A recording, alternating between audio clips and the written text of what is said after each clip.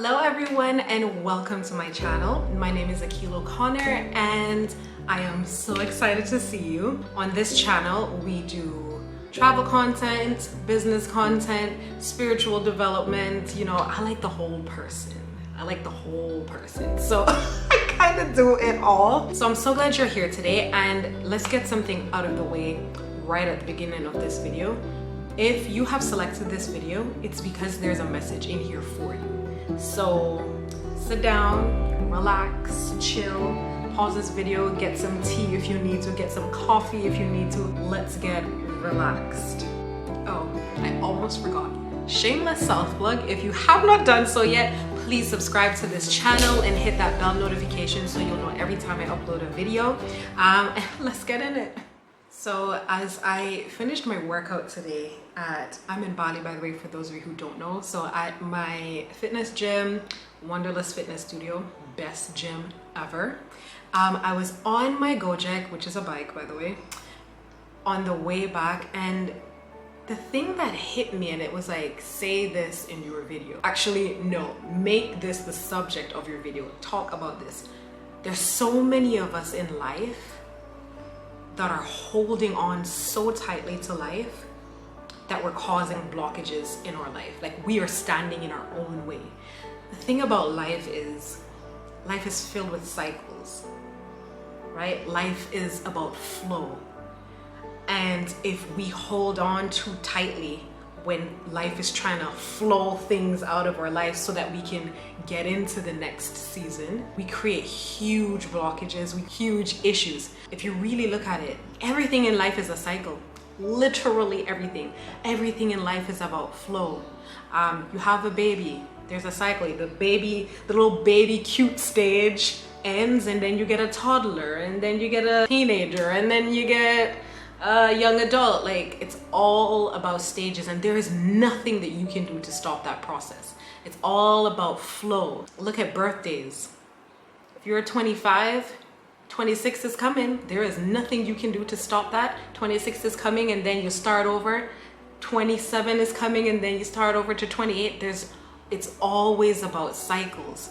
When I went to the beach, I saw just looking at the magnitude of the ocean and the way the waves crashed in, and then they went out, and they came back in, and then they went back out, and that was just the cycle forever and ever and ever. And there is nothing that I could do to stop that cycle. That wave was absolutely coming in. Everything about life is a cycle. Everything about life is a flow, and the key to life is flowing. Right? Allowing things to come in, being okay with things coming in, and being okay with things going out. Imagine if everything in life just came in and stayed. What type of experiences would you have? It's just too much. Allow things to flow. And what's coming to me is there's someone who's holding on so tightly, and the imagery that's coming to my mind is of someone on a roller coaster, and this has happened to me before. If you've ever ridden a roller coaster before, you know there's a certain amount of fear attached to it that causes you to hold on tight. And when you hold on tight, you clamp down on the bars, and the ride starts going, and you tense up your body, and through the whole ride you're just holding on, and you're tense. You don't enjoy the ride that way. By the time you come off, I remember this happened to me my first roller coaster. By the time I came off, I held on like this. I had a death grip on that bar, and my whole body was just clenched. And I thought I was enjoying the roller coaster because I was still like, yeah. But I was so tense. By the time the roller coaster stopped and I was supposed to come off, it's almost like I had to peel my hands off the bar, and my whole body was almost cramped into position. When I stepped out, I could feel like the tension and like a little bit of pain throughout my body because I had exerted so much energy. I had exerted so much force to try and retain an amount of control. And in the process of holding on so tightly and trying to retain the control, I did not enjoy the ride, and I caused myself bodily harm. I mean, granted, I didn't go to the hospital or anything. Oh, guys, sorry, there's a bit of thunder here. I'm in Bali in the rainy season, so every afternoon there's rain and there's thunder. But yeah, I didn't go to the hospital or anything, but I felt it in my body, how like just a little bit of pain. You know, when you work out and maybe you did something a little wrong or you strained yourself a bit, that's what I felt. So I robbed myself of the experience that roller coaster would have brought to me, and I caused myself harm just trying to retain control. Now, the second time I went on the roller coaster, I said to myself, okay, Keel, you've done this before. There's no need to try to control it. There's no need to try to grip so hard. Let's just enjoy this ride. And on this second roller coaster, I was just like, okay, this is cool.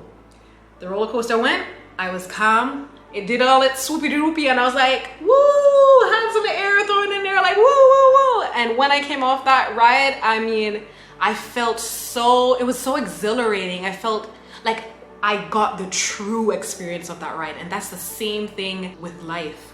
If you allow yourself to go with the flow of life, if you allow yourself to release a bit, the experiences that you will have will blow your mind.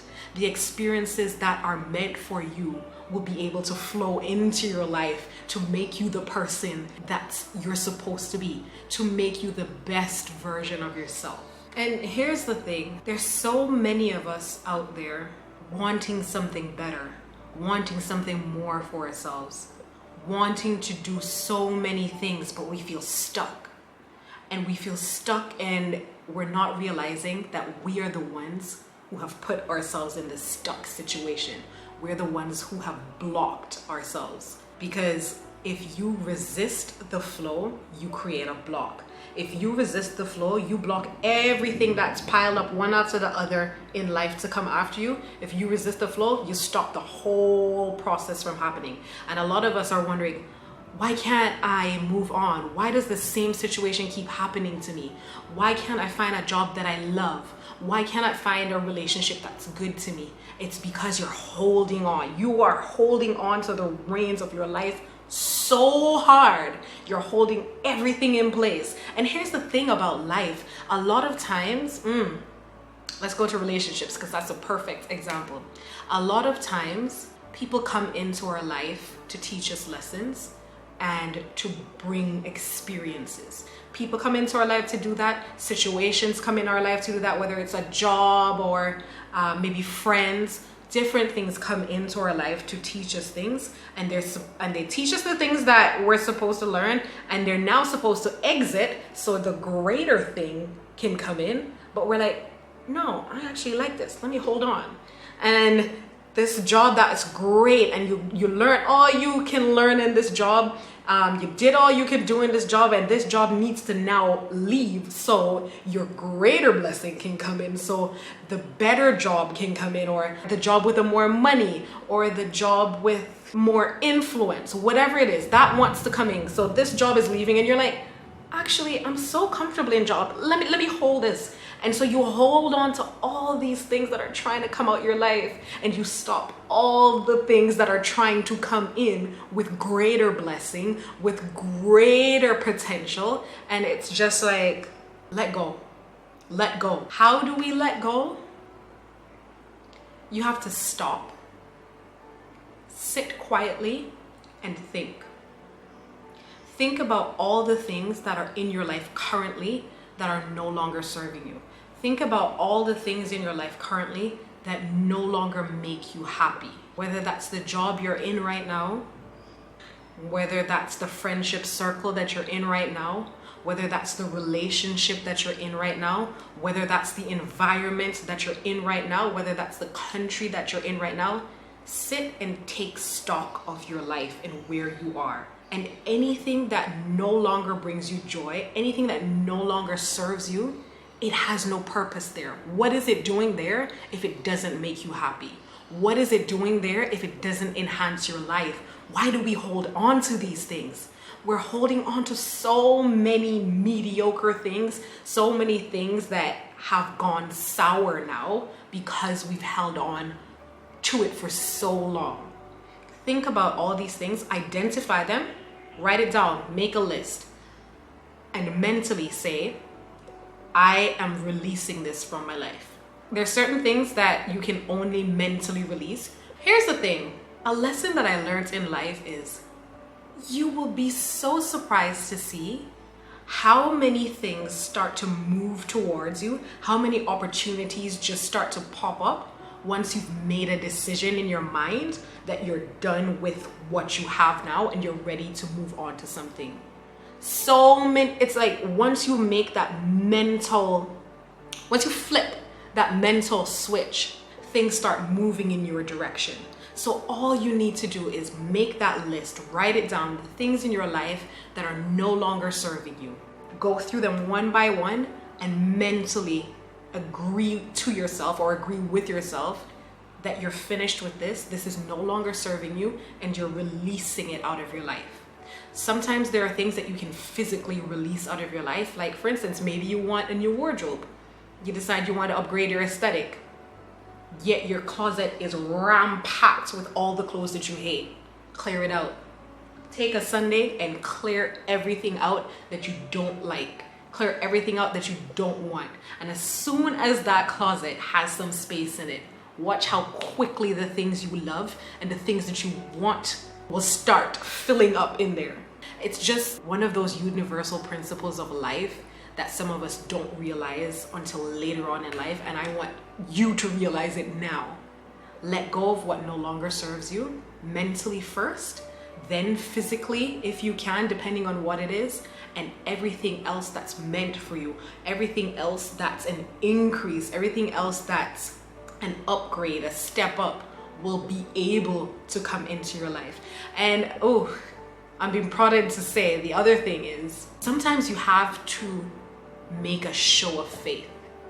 And what do I mean by that? When you're dealing with, let's say, contracts, most contracts need a show of good faith. If you're purchasing a property, you need a show of good faith, which would be your deposit. Once you've made those mental decisions to release things, show life a show of good faith.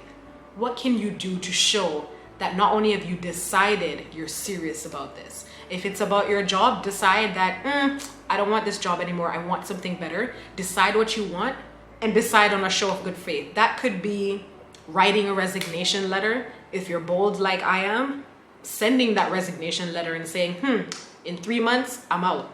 And within that 3 months, the things and the blessings that will come.